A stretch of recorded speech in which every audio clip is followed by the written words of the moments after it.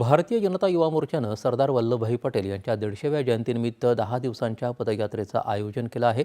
या पदयात्रेत सहभागी होणाऱ्या युवकांसाठी विविध उपक्रम राबवले जाणार आहेत, अशी माहिती भारतीय जनता युवा मोर्चाचे राष्ट्रीय अध्यक्ष खासदार तेजस्वी सूर्या यांनी दिली।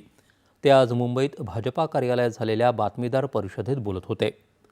संविधान दिवसापासून म्हणजेच 26 नोव्हेंबर ते 6 डिसेंबरपर्यंत देशातल्या प्रत्येक जिल्ह्यातून 2 युवक या यात्रेच्या माध्यमातून सरदार पटेल यांच्या जन्मस्थळी जाणार आहेत।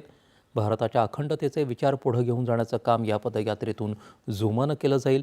देशासाठी योगदान देऊ इच्छिणाऱ्या युवकांना स्फूर्ती देण्यासाठी विविध उपक्रम यात्रेच्या माध्यमातून राबवले जातील, असं सूर्या म्हणाले। राजकारण करण्यासाठी 95 वेळा प्रयत्न करणाऱ्या कथित युवा नेत्याच्या पदयात्रेपेक्षा ही यात्रा वेगळी आहे। ती यात्रा संपूर्णपणे राजकीय होती, ही मात्र युवकांना प्रेरणा देण्यासाठी आहे, असा टोला त्यांनी यावेळी लगावला। भाजपाचे अनेक पदाधिकारी बातमीदार परिषदेत उपस्थित होते। भारत